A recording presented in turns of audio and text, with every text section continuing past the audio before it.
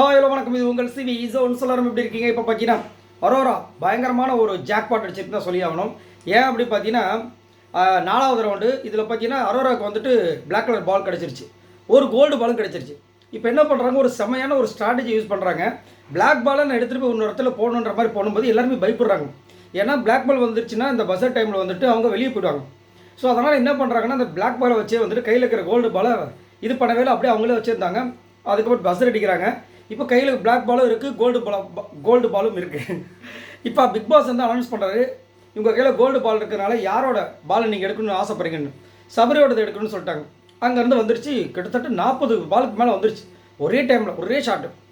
இப்போது என்ன பண்ணால் கடைசியில் ஒரு ட்விஸ்ட்டு கொடுக்குறாரு, உங்ககிட்ட பிளாக் இருக்கிறதுனால நீங்கள் இந்த போட்டியிலேருந்து வெளியேற்றப்படுகிறீங்க.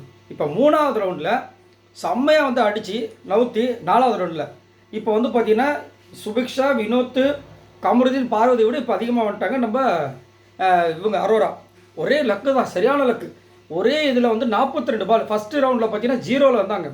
ஒரே ரவுண்ட் 42 எடுத்து இப்போ வந்துட்டு 5வது பேஸில் வந்துட்டு அடித்து தும்சம் பண்ணிட்டாங்க. செம்மல்ல, பெரிய விஷயம்.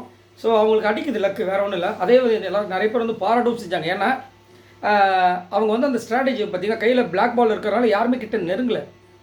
இதே இது வேறு ஏதாவது வச்சுருந்தாங்கன்னா நெருங்கியிருப்பாங்க, அதை எடுக்கணும்னு. சப்போஸ் அவங்கக்கிட்ட போகும்போது அவங்க வந்து டப்புன்னு பிளாக் கலர் பால் அந்த போட்டு அங்கே வந்து பஸர் அடிச்சிட்டாங்கன்னா அந்த ஒரு பயத்துலேயே வந்துட்டு அவங்க வந்துட்டு இது பண்ணாமல் இருந்தாங்க.